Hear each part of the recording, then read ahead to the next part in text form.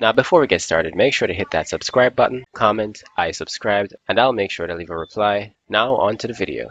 We often don't think of someone with a good-natured appearance as someone of a bad nature. Yes. You slept with my best friend and my brother. So if okay, twice the Miss pain? Karen. It goes without saying that we can let the appearance of someone cloud our judgment to what they can really do as it relates to damage in our lives. Looks can be very deceiving, and the title anime Akame Kill actually shows two examples that we want to go into today. We all know the saying, not all that glitters is gold. We all know the expression, don't judge someone by their appearance. But no matter who you are, you may have already done so, or will do so. The funny thing is, we can often think of this expression when it relates to someone that seems of a bad nature by appearance only, but it turns out they're actually someone of a good nature. So let's go over the two examples that we have from Akame Kill.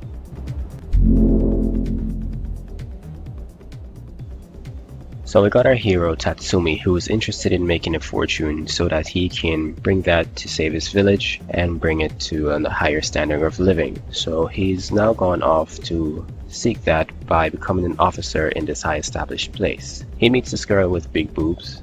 Ah! Hey, you're that girl with the boobs! Yep, that's what they call me. So she actually promises him that she can get him to the status that he needs to be at, claiming that she knows someone that can actually get him there, but he needs some financial buttering, so to speak, to be convinced. So he actually gives her all that he had in his possession, and he learned the hard way a very important lesson. Hey, buddy, I'd like to go home sometime tonight, you know? Oh, I'm just waiting here for somebody. Yeah, sorry to tell you this, son, but she took your money and ran. Huh?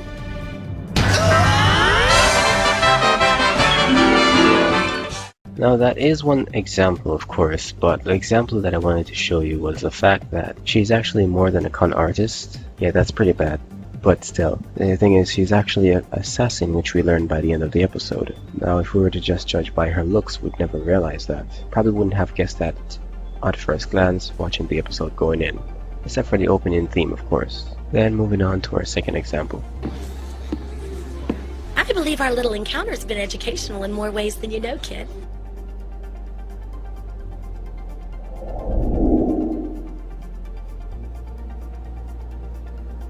So our first example was an individual who, judging by her appearance, you couldn't guess what her actual profession was. And it's comparable to real life, wherein someone can appear to be one thing and they can be something totally different, and that can be quite damaging depending on who that person is, because we all have someone in our lives that can even right now, where we think they're one thing or they play a certain role, and they can play the total opposite based on how they carry themselves. By their appearance, you can't tell who they really are. It really comes out in their actions. So our next example that follows is a family. Immediately after, Tatsumi is actually quite suspicious of anyone now not being too trusting, considering he was just scammed. Reasonable reaction. So he gets the attention of a lady who happens to be headed home, and after a bit of convincing, he actually stays with her for the night. So he gets to meet her family, and he talks about a little bit of his adventure with his two other friends that left during the same time with the same goal to get fortune for that village. So they wish him well with his goals, and the lady that invited him even went on to say that she has a great intuition and that he'll actually meet his friends pretty soon. So at first glance, it's a perfect family, and to be honest, as the episode went on, I didn't see anything wrong with them as a family. They really did seem like a decent, rich family that just had a good heart in this place of monsters. And that's what even Tatsumi himself was saying, until we had a great revelation when the assassins ended up attacking and we had this big reveal. Tatsumi being still in the dark about this place and what really makes it dark and what really makes the people themselves monsters, is unaware of what's going on when the assassins are attacking. So naturally he defended the family that literally just took him in and offered him food and shelter and so forth. It's in his defense of them and where he meets again a familiar face, and as he tries to reason out their attack towards the family, the revelation is shown.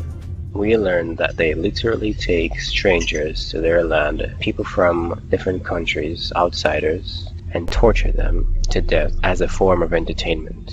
As this gruesome truth is revealed, the lady that invited him then admits to her acts, and even to add to this gruesome truth, it's shown that his two friends that he spoke of, that he left the village with to make the same fortune with, were actually victims to them as well. And out of this anime, this is the one impactful, the only thing that could be really taken as a proper lesson from this is to really be careful of who you let into your lives, who you trust, because it's very good if you can do your own research, get your own information before you let people into your lives, because you never know what kind of damage they can really do.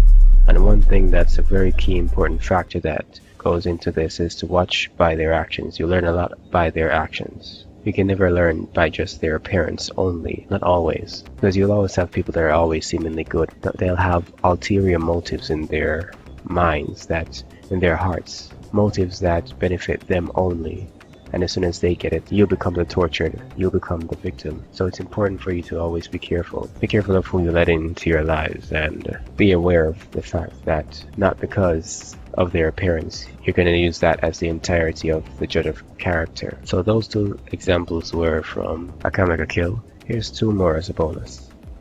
The first of these two examples starts with Hunchback of Nowhere from Courage the Cowardly Dog. If you were to judge him by his appearance, you could easily say he's a monster, or perhaps a villain of an episode, considering the show's nature, or just by his appearance alone you can just judge him to be of anything of an evil nature. But ironically, he's actually one of the most kind-hearted characters of the show, and that is in spite of how he's treated by other characters. Because in the show itself, we see people actually treat him based on his appearance, treating him as a hideous monster only. And it's only until he meets Courage and Muriel that he actually gets a treat of kindness. But sticking to the point, if you were to judge by his appearance only, you'd never realize he's one of the most kind-hearted characters to ever be in the Courage the Cowardly Dog show. Alright, so our last example is with one of my favorite YouTubers, Mega McQueen, because he normally does these pickup line videos, and those are some of my favorite videos to watch on YouTube. I ended up watching one of them where he was using his RODDY RICCH pickup lines on a few girls, and he ended up with one in particular, and it turns out she's not as sane as she is beautiful as it went on. See for yourself. Excuse me, how you doing? Right. What's your name? Ashley. Ashley? My name's McQueen. Nice to meet you. Nice to meet you. Nice to meet you too. Where you? I said nice to meet you already twice. Damn, you making me nervous, man. Yeah. Where you walking to? Where you walking to? Sure. Yeah. I don't want to be blunt, and I hope I don't offend you when I say this, but I feel like I want to take you to my house, go in the bedroom, and make my bed go while I'm hitting you with my RODDY. Okay. How you feel about that? Sounds fun. That sounds fun. For real? You lying? For real? How you feel about it? Why would I be playing with you? This is very, very important. So listen up to the entire thing that I'm about to say. The next part of this video that you're about to see literally was just like the craziest, one of the most craziest girls I've had to deal with. You know what I'm saying? In the most unexpected situation. Help me. Bring your gun, please. You see how she said, bring your gun? Get the hell out of here, bro. Girls are freaking crazy. This is what I be dealing with, y'all. I'm telling you.